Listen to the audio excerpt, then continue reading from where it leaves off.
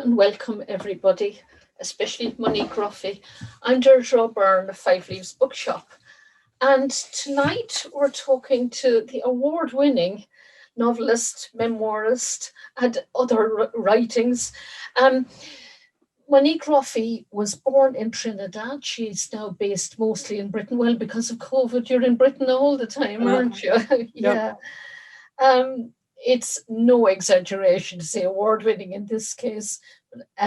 Monique has just won, or recently won, Costa Novel of the Year for the book we're talking about tonight, The Mermaid of Black Conch.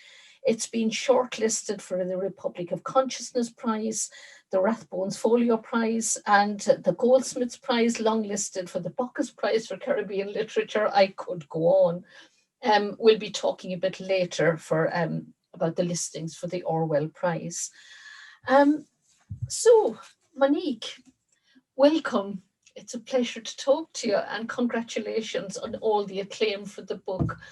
I read that you were crowdfunding it to begin with to get publicity. So what's it like to have it so acclaimed after this start? Well, Deirdre, thank you for asking. It's astonishing, actually. It's a pivot. It's a 180 degrees turnaround to go from being in a situation where I was crowdfunding to make sure the book had some support in terms of finding its way out there into the world. And then obviously it was published in April of last year. So that was our first wave of COVID. And so, if you'd spoken to me this time last year, I would probably have been in tears, just thinking, okay, everything has gone very badly wrong. But obviously what's happening in the world is bigger than my book.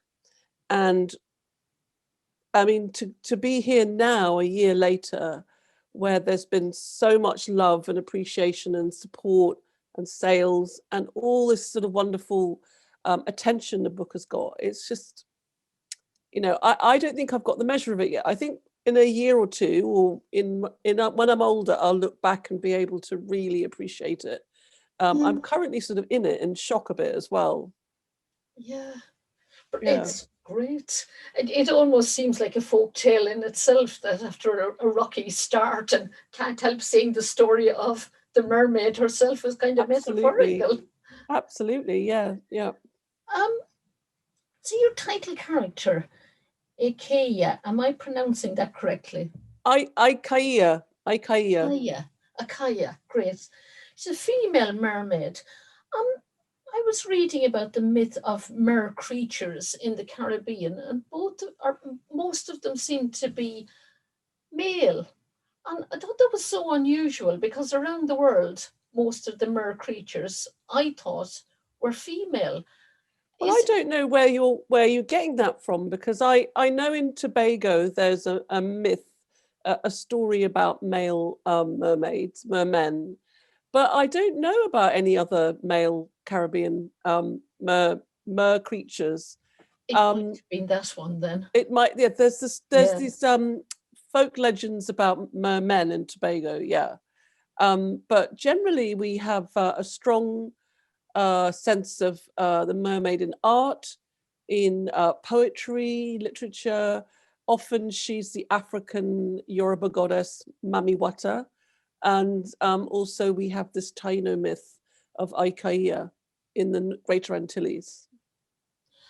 And where did you come across? You said you just stumbled on this myth, I read somewhere. But did you grow up hearing these kind of folk tales of the Caribbean? Loads of folk tales I've grown up with, Caribbean folk tales, vampires, bloodsuckers, children with their feet turned backwards, papabois, trees that have embodied old wise men of the woods, green men, La Diablesse, which is a cloven-hooved, beautiful woman. I mean, there's just so many that I've grown up with. Anansi, the spider trickster. They're all African sort of Creole stories and legends. Mostly we all grow up with these stories, but the mermaid from the Taino Northern Antilles, I came across her quite late. Yeah, not that long ago. Well, it really reminded me of the Celtic myth of the Selkie, because there's a woman, Oh, there's a kind of a seal woman that mm, comes, well, in human form, she's a wife for a while, and then she goes back. It seems like another form of that mm, mythology. mm. Um, I was very interested in the way you use this folk tale. It's so subversive. And I know sometimes folk tales can just embed very conventional stories about the princess and the prince and all Yeah. this.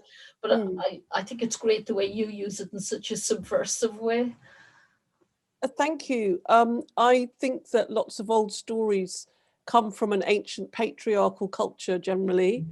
And in these stories, the women, well, tend to be sort of stereotypes or archetypes that are either a kind of naive virgin who needs to either be raped or rape culture in our European canon of myths is like what sex is. It's like, non-consenting sex is what sexuality is. It's manly to rape a woman.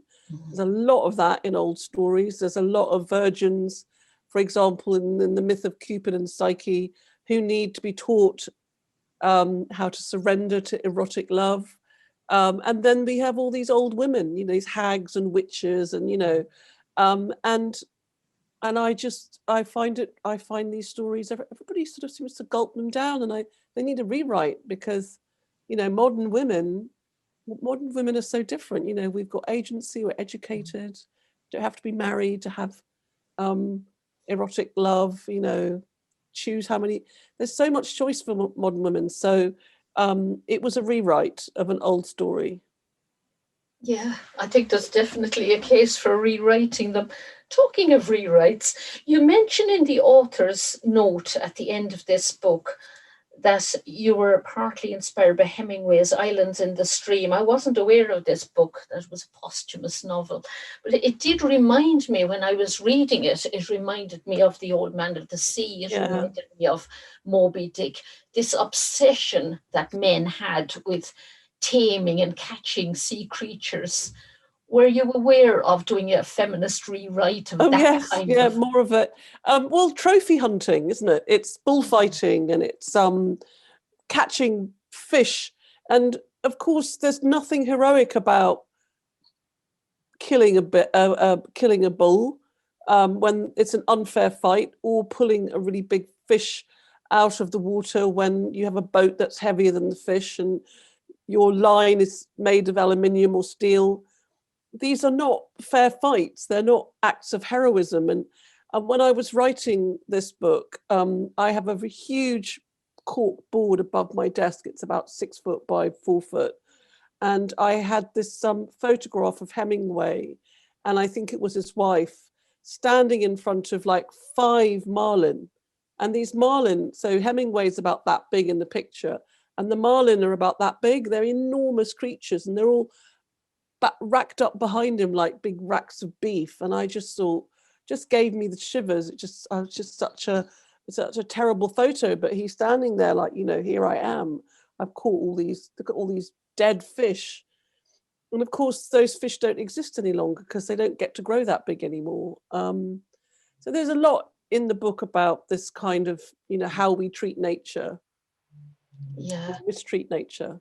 And I thought the character of David is very interesting because he's a foil to that. But, he still wants to possess the woman to some degree. So even in a benevolent feeling, the men are always sort of thinking they can keep women.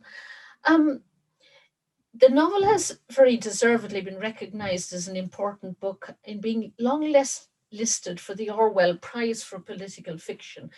Can you tell us something about what it means to you to write politically committed fiction these days? Yeah, I guess. what does it mean to me? I think I think all my books are politically committed. But yet you could read The Mermaid and just read it as a fairy tale, or just read it as a romp or a story. I think what it means to me is to go. It's more than just writing is such a big deal. It's so hard to craft a story. I couldn't imagine writing something that felt meaningless, or, you know, you talk about the sort of genre fiction or page turners. You know, I feel as though it's such an honor and a privilege to write, and it's so hard to write, that for me, I come from a region where, you know, we've had indigenous people who were genocided. We've had enslaved Africans who've been trafficked and tortured for centuries. We've had indentured labourers brought in. We've had the colonials come. We've had numerous types of European powers, so Black Conch has been fought over about 25 times. And my region where I live is still suffering. It's been 60 years now since we've decolonized, but the hangover's still there. The lack of reparations around slavery, the lack of commitment for, you know, the powers that left to be honourable in some way. You know, they sort of just pulled out and go, you know, bye. And there's still not settled, nothing settled out where I come from. So for me, there's no other type of fiction to write. It's if I write about the Caribbean, there's nothing innocent there. There's no innocence. It's not like one day something happened to me as a person, because politics is so you know, it's endemic. It's in everything that I think about or do or say. All the people I know, colleagues, friends, we're all connected to these very strong, difficult problems. So for me, it's writing politically committed fiction just comes out of the canon that I'm kind of like born into. Mm. And this book, as you say, it could be read as a love story, but on so many levels of colonialism in there. You could think about it as an ecological story. There's gender. Can you read some of the book for us to give our listeners a flavour of it, please? I might just read a bit from when they get her out of the water.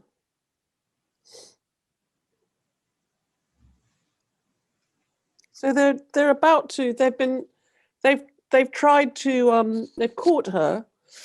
So Hemingways Island in the Stream has like 4 chapters of catching this fish, and it really was like my go-to. Oh, that's what it's like catching a big fish. It takes hours and hours.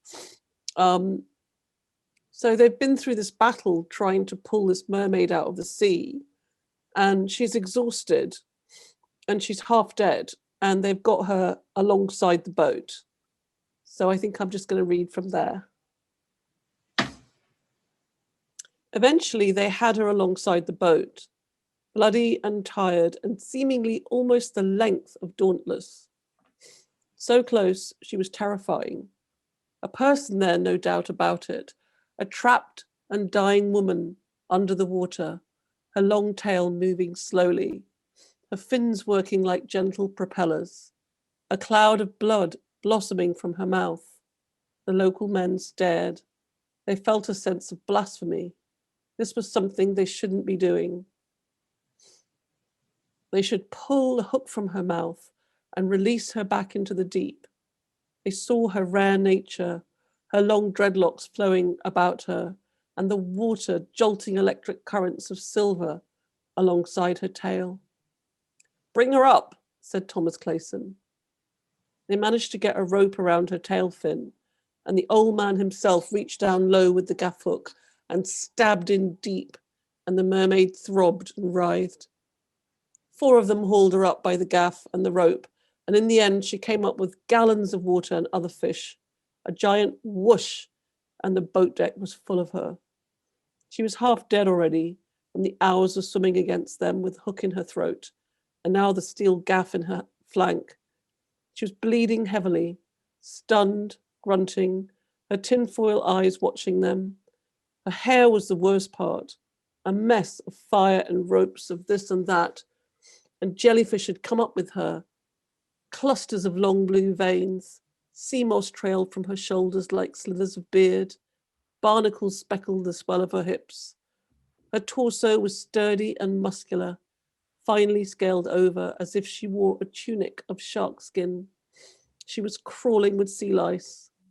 They saw that when her diaphragm heaved, it revealed wide slits which were gills, and they looked sharp enough to slice a finger off. All the men backed away. Her spine spikes were flat, like the spokes of a folded umbrella, but when they flared and spread, they revealed a mighty dorsal. Holy Lord, Nysa whispered. The mermaid lay there, heaving and bleeding. They heard the loud sounds of her gasps. The men stared. Everyone felt it, the sadness of her existence, a woman who'd been alone in the sea. Had she jumped from a boat? Had her mother mated with a fish? Every man could feel his heart pounding hard in his chest with fear and a sense of wonderment at this half and half. Her eyes flicked over them, full of stark contempt. She had fought hard to stay in the ocean. Each man felt a deep tug in his crotch. The old man wanted to take out his dick and piss all over her. Younger men fought hard to keep a cockstand from bouncing up in their pants. She was like a magnet. She was a woman, hooked, clubbed, half dead, half naked, virgin young. Each man could see to she for sure. She was spitting up seawater. It seemed to be flowing out from her deep in her gullet. Water seeped from her gills. She was a fish out of water, and yet she wasn't going to expire like any ordinary fish. She was taking in big, fast gulps of air like a thirsty child, trying to stay alive. Her hair was moving, spreading itself across the deck. Numerous pilot fish were dying off around her. She looked smaller than she was when she was in the sea. Pour some rum on her gills, said Shortleg. No, that might kill her, said the old man. Tie up her arms. I think I'll stop there. Thank you. That's wonderful. Thank you. The more I read it, the more meanings and levels I can see in this book. Somebody on the panel or somebody on the audience has asked for a summary. It'd be difficult to summarize it without giving away too much of the plot. Do you think? Monique, do you want to have a go at summarizing it? It's the story of a woman who was cursed into exile to live as a mermaid. And she's recaptured, she's caught and pulled out of the sea as a mermaid. And the story is really about what happens to her when she tries to find a life for herself again as a woman, a young woman. And it's set on an island. I was very interested in the island setting. I mean, what you were talking about with Hemingway, it struck me so many of these stories we hear of islands like Bali, Hawaii, and you hear about, Marlon Brando or all these men going to islands and exploiting them and talking about them. And I think it's wonderful that the Caribbean writers are now writing back, that we're hearing stories of the Caribbean by writers from the Caribbean themselves. Mm-hmm. Well, we've been doing this since the 50s and 60s, so it's not a new thing, although I would say there's been a renaissance or an upsurge in at least the last decade. There's been a whole new wave of writers, I would say from the 80s through to the 90s and earlier of this millennium, what do we call 100 years? This when we turn the corner in the 21st, this century. But definitely in the last 10, 15 years, there's been like a massive upsurge of people writing, and people living there and living here or coming and going like I do. Yeah, it's a big boom happening now. And Peepal Tree Press, the publisher of The Mermaid of Black Conch, for anyone who wants to check it out, they've got a wonderful list of authors. The novel has a three-way narration. You've got the omniscient narrator, you've got David the fisherman who rescues her he does rescue her. And then you've got this free verse poetry by the mermaid herself. Can you tell me something about that choice of narration? Well, these things tend to happen organically over time, and it takes some experimentation really to find the right voices to tell a story. I tend to prefer a kind of patchwork way of telling a story. I think when we tell each other stories, we don't sort of do that thing where we go, oh, this is the beginning, and we go chronologically straight through to the end. When we tell each other stories orally, we float in and out and we use different voices. There are different people. So really, I kind of feel that this isn't the first book that I've written with numerous narrators and experimenting with form. I feel as though it gives texture to a book, and a story starts to become more valid if two people are telling you the same story, but you have different perspectives, because then it sort of fills in the gaps and suddenly you can see different things happening from different people's point of view. But it was really important for me to have the mermaid's voice in there. And my initial idea was to write the whole book from the point of view of the mermaid. And that would have been a stylistic and linguistic, it would have been an overreach. It would have been a step too far. So she's still there. She's still there. And what happened was I just sort of cut her. Eventually you cut and cut and cut. And what was left is what's in the book. It's really interesting in terms of language, because you have the boy, Reggie, who's communicating with her in sign language. Yeah. You have the mermaid finding her own voice, and then words of a previous language coming back to her. And I thought those layers worked really well in the book.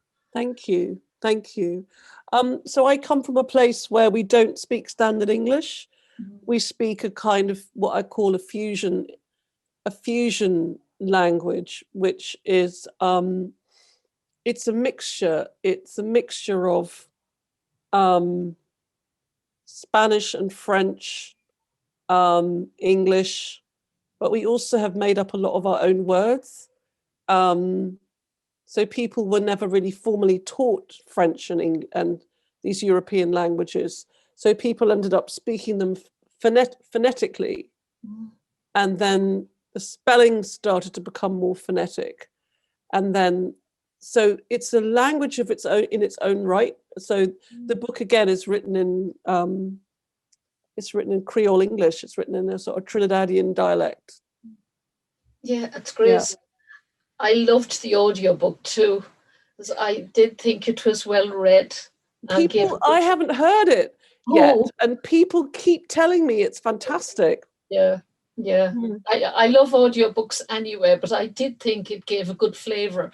And not every book translates really well. That's true. The book tells us over 400 years, Black Conch Island changed hands 23 times. Yeah. And I thought in some ways the body of the mermaid is a bit like that. It's been handed on. But tell me about the history of colonialism. Oh, God. Well, you know, but that's embedded in here. Like, what are you doing with it in the story? Oh, God, lots of different things are going on. You can't get away from it if you write from the region. But so each character, I think, has their historic connection to the past. So the white woman, Miss Rain, obviously is directly associated with the ruling class, a planting class, the plantocracy, the perpetrating class of all the crimes against humanity, against people of color, against enslaved people. She can't get away from it. Her lover life is direct descendant from an enslaved Africans. He can't get away from it. The Americans are colonizing. I mean, we have a real problem, not problem, but a direct and current colonization ongoing from America in terms of culture and, food, architecture, lifestyle, ideas. I mean, it's drip fed into the region via TV and money coming in, so the Caribbean is a colonized space. And this is why Aycayia comes from pre-colonized. So she's an indigenous woman. And at one point she says, where are all my people? Where are all the red people? And she gets told what happened. And she's like, well, why is everybody black? And then she says, well, they came, but a lot of them were murdered too. And they're like, what happened in the last, few hundred years? And what happened was colonizers came in different waves, not just colonizers, all kinds of people came. Pirates came, opportunists came, naval officers came. The Navy, people would go rogue, they'd jump ship, something terrible would happen, and then all of a sudden, mercenaries, people were for hire. People would leave commissions or abandon ships or turn rogue, and it was a wild place. There's a really great writer called Patrick Chamoiseau, and I think and also Marlon James writes really, really well about those times. Well, there are so many great writers now in the region, and always have been, who write about this sort of chaos of what it was like. Maybe 152, 250 years ago.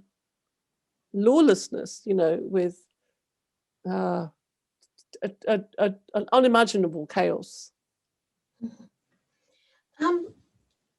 This description that David, when he catches her, talks about her as a red-skinned woman and more like an Amerindian, and he goes through all the other ethnic diversity, I suppose, that she could have been, but she isn't. She's definitely.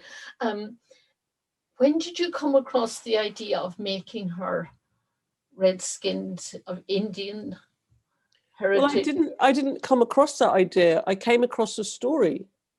Oh, she's that in the story, yeah, right? yeah. So in the story, she comes from it's a Taino story. It's a Taino legend. Oh, right. Oh, sorry, I missed that. It comes from, it's an old indigenous, it comes from that time. So she would have been an indigenous mermaid, yeah. Oh, I see. Yeah.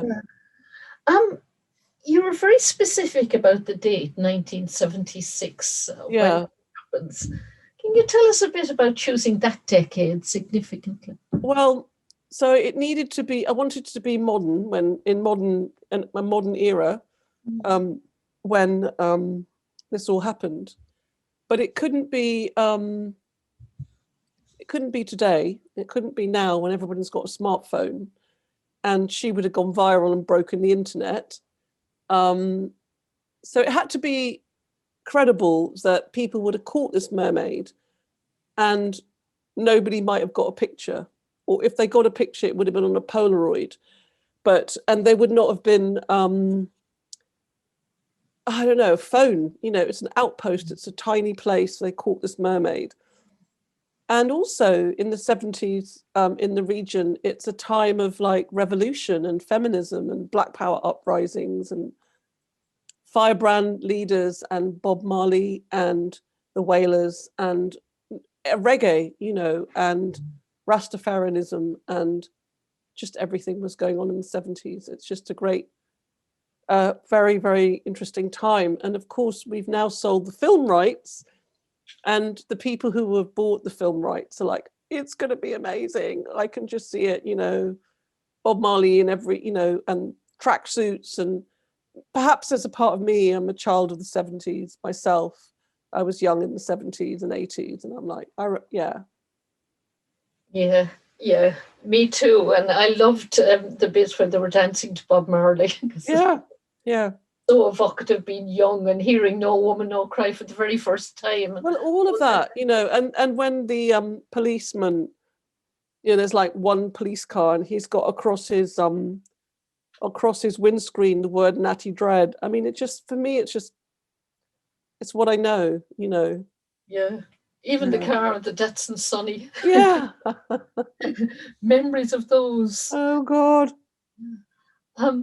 It's time to ask the audience if they have any questions for us, or do you want to do another short reading before you go? Let's see if there are any questions, and maybe I'll do a reading later. You talked about creating something beautiful and something true. I think you've really done it in this book. It's wonderful. Thank you so much. Let's see what's in the Q&A. I've just managed to turn off my video. If you have any questions, anyone, I see they're coming through in the chat, but I can only see the chat intermittently. So please do put them in the Q&A box down there. Rhiannon says she loves the book. I'll read it in her voice. I was struck by the theme of violence and cruelty by women against women, as seen in The Curse on the Mermaid. I've never seen it done so well in literature. Excuse me. How did you come upon this theme? Well, it's in the novel. It's in the story. This is why I've rewritten it. This is a story about women cursing women, because this young woman is too pretty and young and is attracting too many men. And so they decide to go to the goddess and deal with it, get rid of her. And initially in the legend, they say they get rid of her by excluding her from the village.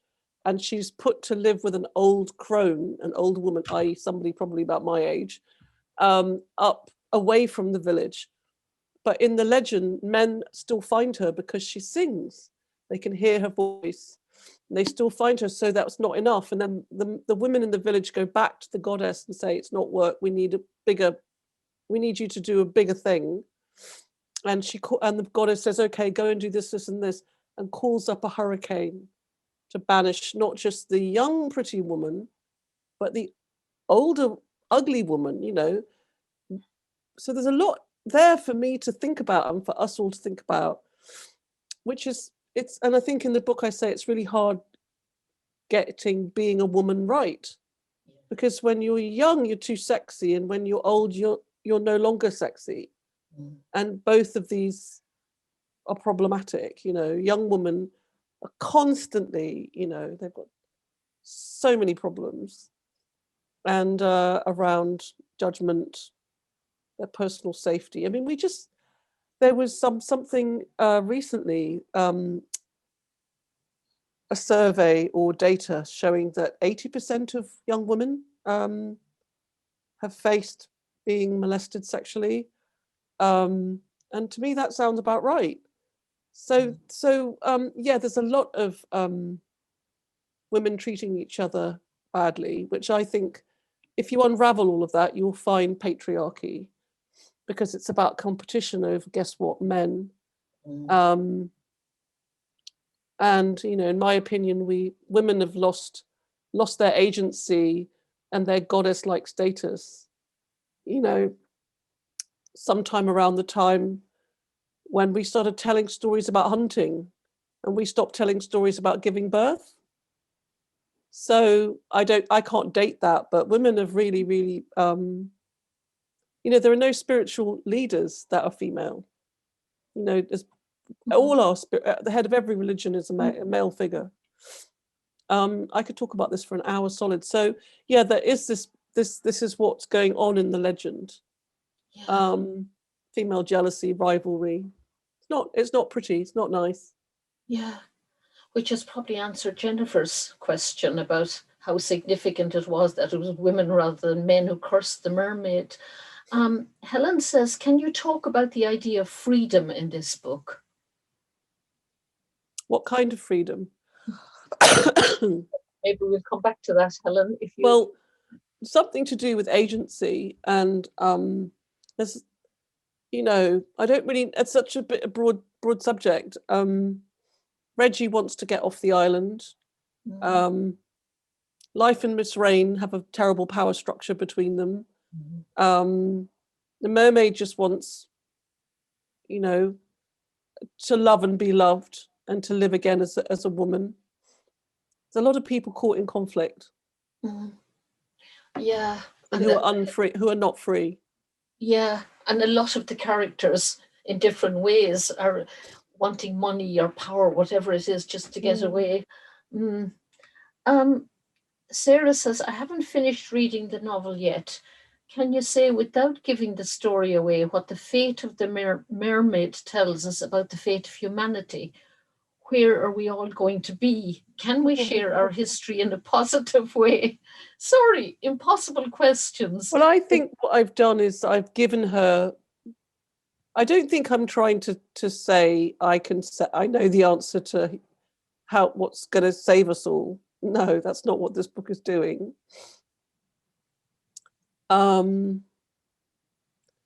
I can tell you what I think we need to be doing, which is bringing down our carbon emissions and going to carbon neutral. And I think we all need to be out there supporting Extinction Rebellion and various other scientists, thinkers. And I definitely think that's what we need to be doing. We need to be protesting and averting hitting 2 degrees, which is going to be very hard to do. But this book, I think it does offer hope in that she beats the curse. She's cursed, she goes back, but she's not the same, she's different. So she does get to live her life as a woman and a lover. Yeah. There is that message of climate change in there, that if you don't watch out, the hurricanes will come and get you. Yeah. I mean, when I was writing it in 2016-17, there was this terrible Hurricane Maria, which devastated Puerto Rico and wiped one island like flat off the map. I knew people there who suffered terribly. And yeah, the storms in the region are getting worse. Yeah, climate's out of whack completely. There's a lot of that in the book, yeah. Carol commented about, where you're from and your roots. You were born in Trinidad. I don't know how much more she wants to know, but how would you feel about being made into a film? I think you've already answered that. It was probably asked much earlier. Do you have any idea of the dates of when the film will be? Oh, it'll take years. Yeah. 4 or 5 years, a year. It'll be a while. How do you think? I mean, are they planning on CGI animation? Yeah. It'll be extraordinary. It's a very visual book, actually, to read. It's very sensuous on lots of levels, but it's incredibly visual to read. Rhiannon is back in to say it's so true about it being difficult to be a woman and to do it right. Well done. Ross has asked, what's the response to the book in the Caribbean? Well, this is where there's a nice story, because obviously last year we had this pandemic. All the bookshops were closed, and it was reviewed here, and it was reviewed well, and there was a bit of press. But we have this really lively, robust literary community in the Caribbean online. And we have like numerous bookstagrammers, Instagrammers. They're all on Twitter, and they're just a bunch of women, and they're from Jamaica, all over the Caribbean. And I was so down in the dumps. I was just so like, oh my God, my book's dead. And they were just like banging a drum. They were just like, this is great. We love it. We love it. Oh my God, have you read this book? Oh my God. They were doing blogs and selfies. And that was what that really cheered me up. So it has been really well received in the region. And I'm really happy about that. That's incredibly important to me. Yeah. And I think, well, we should be back live soon. I think you're going to be asked to do lots of live events to promote it. But it's great to see it, to get such positive attention. Jane says there's a long tradition of shape-shifting, women shape-shifting in Celtic stories. Women shape-shift to escape or take back power. Do you see the mermaid as taking back her power? To a certain extent, yes. Yeah. Yeah. I think there's a scene where she has her first night of lovemaking. And so she's technically a complete beginner. She doesn't know what she's doing. But it was really important for me to write that in a particular way where, so if you think about our oldest story about female sexuality, it's the story of Lilith, who was our first Judeo-Christian mother figure or woman figure. So Lilith famously was made for Adam, and she refused to get down under him in the love act and be insubordinate. She refused to be the one on the bottom. And so she was banished to the desert. And that was it. That was the first prototype of woman, you know, the first prototype of woman refused to be in the missionary position on the bottom. And for that, she was banished to the desert where she made billions and millions or thousands and thousands of more devils. And she's seen as a succubus and a wild woman, and a mistake. Then we have Eve. Eve, they decided, so Lilith was made from dirt, and Eve they took from the rib of Adam, and they thought, well, this won't go that badly wrong. But of course, Eve was responsible for the fall of mankind because, you know, she led Adam astray. So it's really hard to get being a woman right. So it's always to blame for everything. But when I was thinking of this love scene, I was thinking of Lilith. I was thinking, she's not going to be on her back, waiting to be penetrated like this. I had her standing up, taking her clothes off. He's lying down. She's going to penetrate him with her awesomeness and her consciousness and her awareness. Even though it's her first time, she's the goddess, he's a mere mortal type scenario. And I wanted him to be a good lover for her. But when she, and I think I write, you know, when she steps forward into this first experience of sexual love, he says it's like 100 women came with her. And I guess that's how I would have loved to have that kind of experience. I would wish it on any young woman having their first sexual experience, that we're stepping forward into it, even when it's our first time. I hope that answers your question. She does take hold of in that moment when it's like, this is why she's here, because she was banished. She's not lying around waiting for something passively, you know, to happen to her.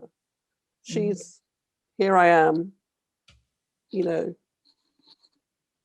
this is going to be big for both of us. Yeah. I think it's beautiful writing about female desire and about sexual desire.